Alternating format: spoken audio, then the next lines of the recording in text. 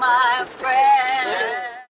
Uwo niwo munezero warangwa kuri bamwe mu baririmbyi b'abarundi aho bafata urugendo kuri uno wa 13 ruheshi no mwaka rubashikana mu gihugu ca Tanzania aho bari bagiye gukora amasanamu y'indirimbo bakoze bafashijwe n'ubuserukizi bw'ico gihugu mu Burundi.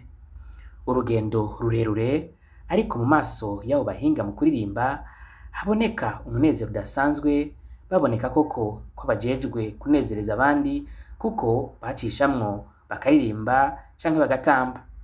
Vyaranashika bagafata akanya bagatebura bagatwenga bakaryohera ababona mwibarabara canke aho bari hose, haba iyo bageze ku mpaka canke ahandi. Namaliza wewe.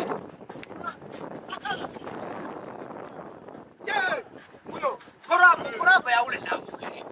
Ah, sio malezi. Sasa na wewe cheza.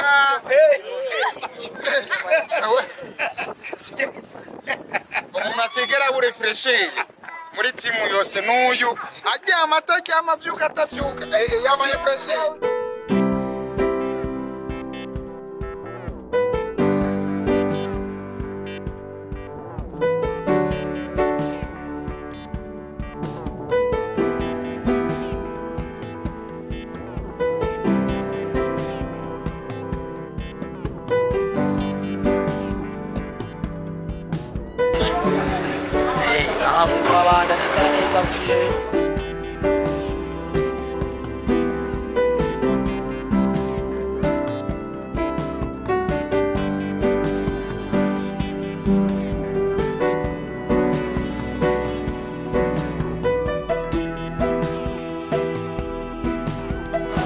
Nakuona Kingorongoro. Yes.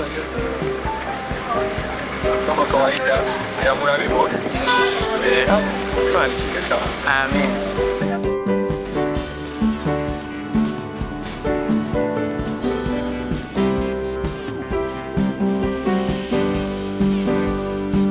Sende Mucuzi ari bahitoje abaririmbyi avuga ko urwo rugendo ruzobamarira akamaro kanini harimwo kumenya uko ico gihugu cifashe na cane cane mu gisata c'iterambere na ba mukerarugendo. Twebwe turaye umugwi w'abaririmbyi bagiye mu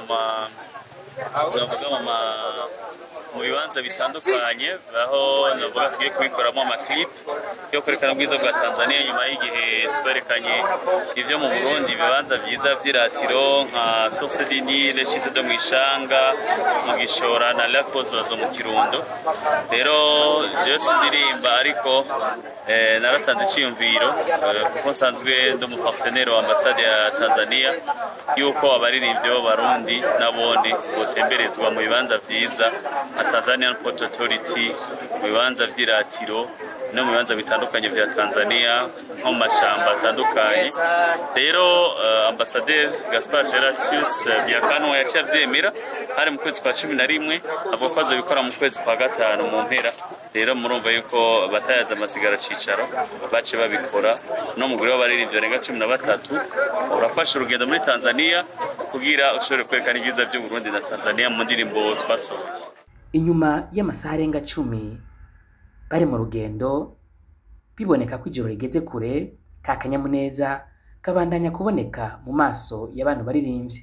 Bigirimana Vianney benshi batazira Vivi Muyomba aho twamuvugisha mu masaha yiteye bamaze gushika mu gihugu kibanyi ca Tanzania, arashima umubano mwiza urangwa hagati y'ivyo bihugu bibiri, akongera agashimira ubuserukizi bwa Tanzania mu Burundi. Kunguko vuba ikibazo ciza kunguko turagafise. Akambere naka urabona ko turi muri tourisme tugenda amajoro n'amajoro kugira tumenye igihugu ca Tanzania. Abaririmbyi benshi batarigira baza mu gihugu ca Tanzania. Naragize amahigwe ndaza mu gihugu ca Tanzania mu myaka yahera kuva mu 2007 nari mu gihugu ca Tanzania. Ukuvuga amahigwe narayaronse. Mugabo abandi bagenzanje bafise amahigwe menshi yo kumenya igihugu kibanyi ca Tanzania. Kandi murazi yuko Burundi na Tanzania tubanye neza. Hama kunguko nako murazi ko turabaririmbyi. Rango Burundi tuzakurondera abaririmbyi bo muri Tanzania tukagira korabo nziza, hanyuma ni vyashara n'akanoti kubera turi ku kazi turi ku kazi ngaho ijoro ryama turi ku kazi inshuti zacu turi mu vyashara vya mungano wa Burundi na Tanzania kuvuga kunguko na Muyomba ndagafisa kubera ego mwakiriye gute runo rugendo mujanye n'umutekano ngo bamwishimiye umutekano cyangwa n'ingene mwakiriwe n'abatanzania umutekano kwanza mu gihugu canje no ndawishimira ko igihugu canje gifite umutekano na Tanzania kice kigira umutekano urumva umutekano n'amasaha 28 kuva mu Burundi gushika muri Tanzania bivi siga mbere muje hano mu gihugu ca Tanzania mwarigeze kuba muhaza muhakorera hari cyo bacarahindutse muravye ukuntu mwasanze nige mwaheruka yego byarahindutse iterambere ibarabara nariciye ko jewe naca hepfo mu barabara ry'indarayi imwe ya kera ya indi ya konye kacu ro mugabo ubu tugiye kugira mu ndarayi y'umuyaga nkuba kandi ni twebwe nyene Imana urumva yadushizemo umurya mu mugano wa Burundi na Tanzania ndakuvuga rero akona kunguko kambere gakomeye cyane kubona yuko uyu munsi Muyomba n'abaririmbyi b'u Burundi tugira dutangure kugira mu ndarayi ya umeme ku munsi ugira kabiri abo baririmbyi bari mu gihugu ca Tanzania bakaba baronse akaryo ko kugendera igituro c'indarayi igezweho ikoreshwa umuyaga nkuba aho baronse akaryo ko gusigurirwa uko ikora n'inyungu ifitiye igihugu.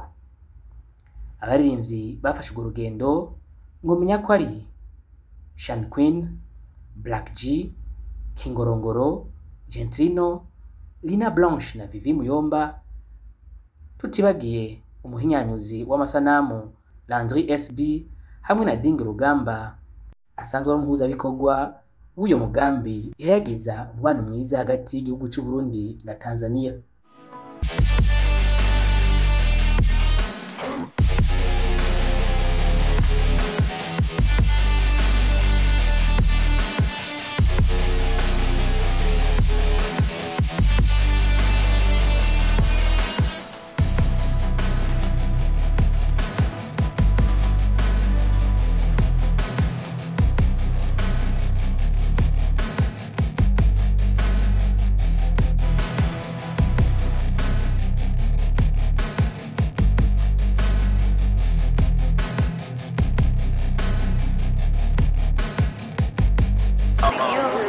Kwenye kituo cha John Pombe Magufuli Dar es Salaam, tuko timu nzima tumeendelea tumefika kwa uwezo wako Mwenyezi Mungu.